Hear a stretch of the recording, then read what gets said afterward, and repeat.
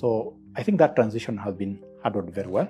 I think that is a trajectory that many countries would have admired and wanted to follow.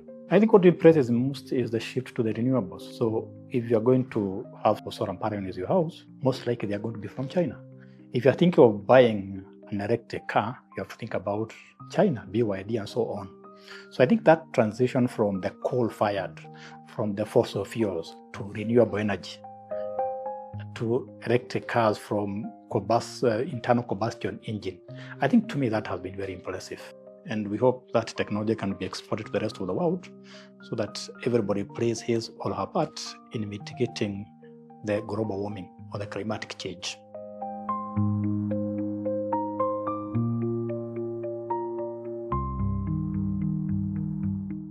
There's no doubt that China's economic growth has not been just Chinese.